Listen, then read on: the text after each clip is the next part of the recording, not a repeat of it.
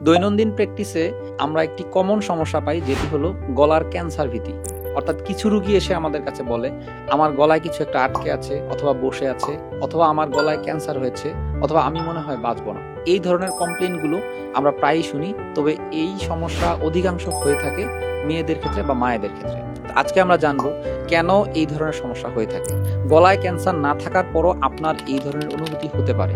এর অন্যতম প্রধান কারণ হলো যদি আপনার গ্যাস্ট্রিকের সমস্যা থাকে, যাদের প্রচুর গ্যাস্ট্রিকের সমস্যা থাকে এবং রাতে তারা খাওয়ার পর 2 ঘন্টা ব্রেক দেয় না, অর্থাৎ খাওয়ার পর তাড়াতাড়ি শুয়ে যায়, তখন বুকের অ্যাসিডগুলো গলা পর্যন্ত চলে আসে। তখন তাদের এক ধরনের সমস্যা হয়, যেটাকে আমরা মেডিকেলের ভাষায় লেরিঙ্গোফেরিঞ্জিয়াল রিফ্লাক্স বলে থাকি।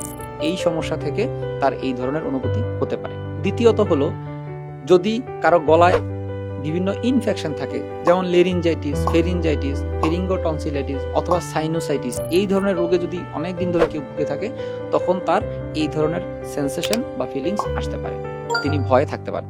তৃতীয়ত হলো, যদি কেউ ব্যক্তিগত বা পারিবারিকভাবে অথবা সামাজিকভাবে কোনো বিষয় নিয়ে স্ট্রেসে থাকে, টেনশনে থাকে, তার ঘুম ঠিক মতো হয় না, সেক্ষেত্রে তার গলার এই ধরনের সেন্সেশন আসতে পারে। তিনি এসে আমাদের কাছে বলেন যে আমার গলায় কিছু আটকে আছে, বা আমি হয়তো বাঁচবো না, আমি হয়তো বা ক্যান্সারে আক্রান্ত। এই ধরনের ফিলিংস আসতে পারে।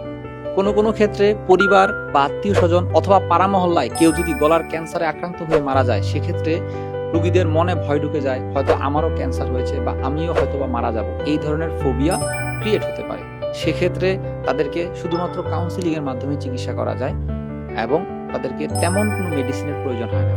তাহলে গলার ক্যান্সার ভীতি সম্পর্কে আজকে এই পর্যন্তই। ভালো থাকবেন, সুস্থ থাকবেন। আসসালামু আলাইকুম।